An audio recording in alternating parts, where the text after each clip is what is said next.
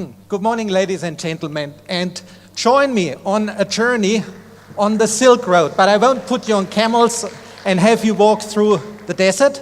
I will take you on a journey of the digital Silk Road, and I will tell you the story of Juwai, as it was said earlier, the largest marketplace for properties advertised to China or in China.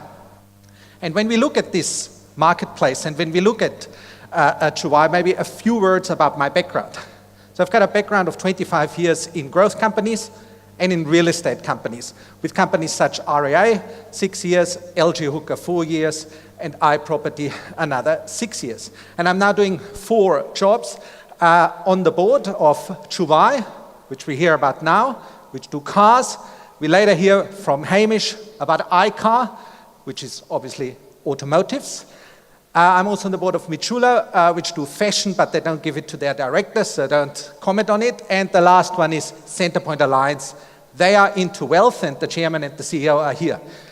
And it all has to do with wealth. The whole story of Juwai has to do with wealth, because Chinese people are getting richer and richer. 220 million people will be classified affluent or upper middle class in China over the coming years. And there's 80,000 multi-millionaires. And what do they spend their money on? Well, real estate is the #1 choice, and it's a good choice. After 25 years, I can tell you the best choice to invest your money in is in companies I work for or in real estate. And where do these people come from? Where do these people search from?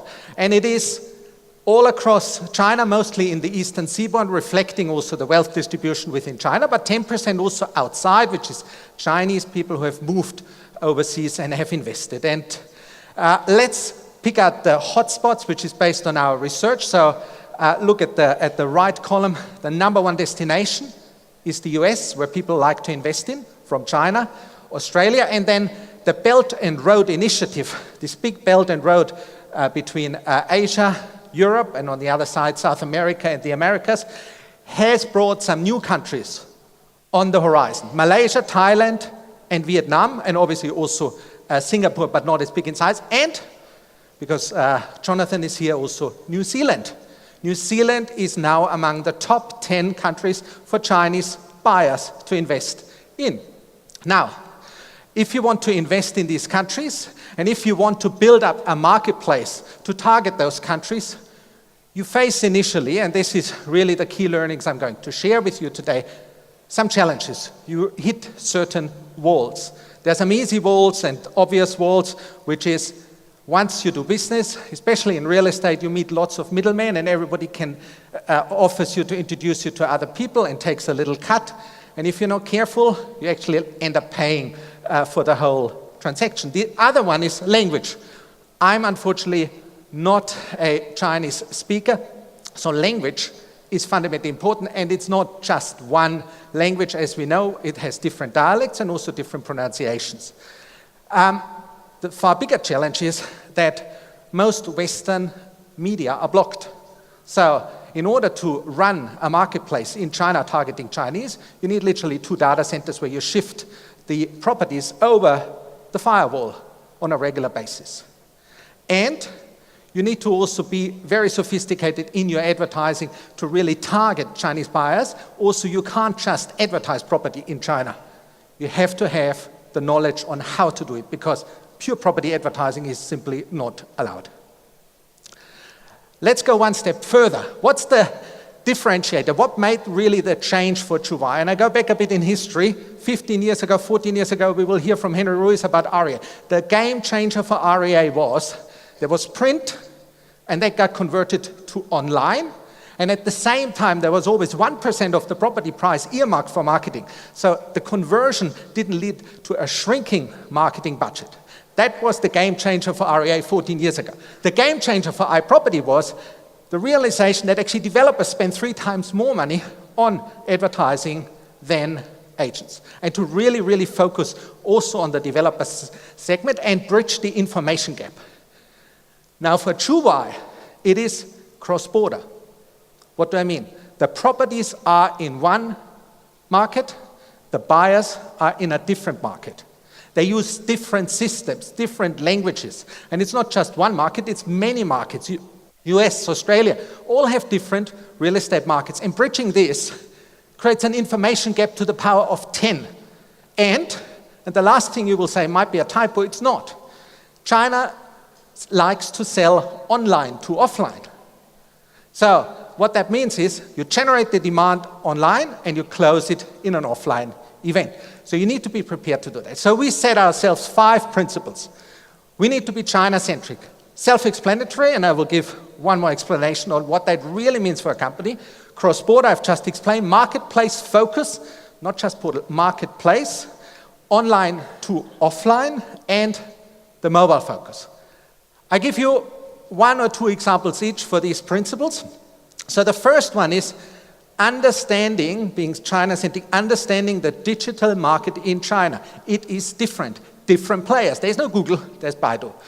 There's no WhatsApp, there's WeChat. And they function differently. And then it's also the realization and the acknowledgement that China is actually leading globally. 2 years ago, 42% of all transactions in e-commerce were already in China. Now it's half of the whole world. China is leading. Next one is, because it's leading, technology also takes all sorts of iteration. And I was meant to present this guy to you, but he was held up at customs or immigration, depending on whether you believe they're humans or not. But we will show him at a later stage. They are being used to look after properties, give inquiries. You see them on Chinese airports running around or at events. And we've got our own ones in the company for property management. And they're all linked together via blockchain. So I've dropped the blockchain word in my presentation. Cross-border is also very important. We've discovered 2 new markets over the last 12 months. One is Southeast Asia. Southeast Asia is massive, massively important. Dinesh and Patrick and everybody has outlined why. And for us, the key markets are Thailand, Malaysia, and Vietnam. And we've opened office there. And our revenues are really, really soaring, and we're working with various people across those markets. The other one is New Zealand. And in New Zealand government had the great idea to put in a ban of overseas property purchases.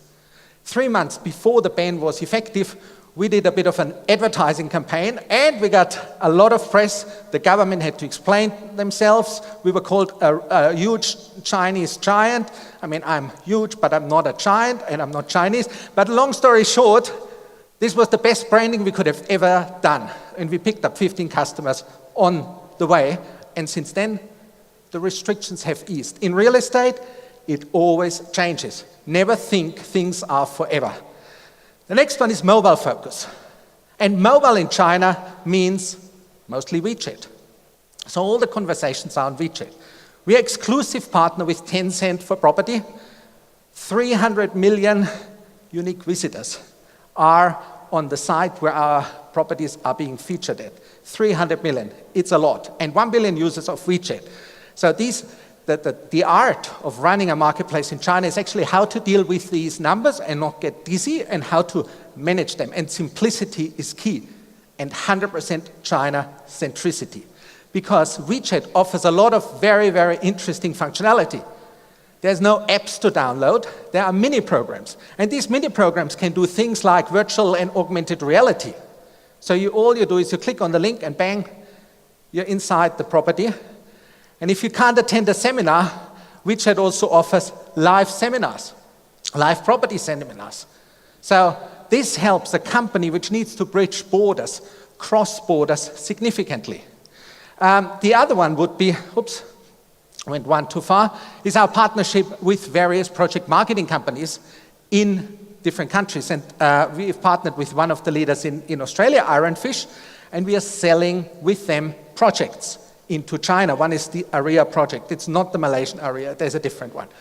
And these things can go really, really fast. So 30 units sold, total value which was sold around $30 million, and the commission is 5%, and you do this in 5 days. The next one is even more exciting, given we've spoken a bit about wealth management. Another channel for us is Noah. Noah is a publicly listed company in the US, and they've got 175,000 high net worth clients, and we run events with them, and we are the exclusive real estate partner. So whenever there's an event about wealth management, we tell them, invest in real estate. And so they do. But as you can see, it happens face to face. That's the online to offline element, which I pointed out. And the last one, it's probably very, very exciting as well. Another 300 million number is our partnership with JD.com. So we are powering 5 country channels now on JD.com. We're kind of the world's biggest retailer, and for 5 countries: Australia, Thailand, potentially Malaysia, US, UK, and Canada.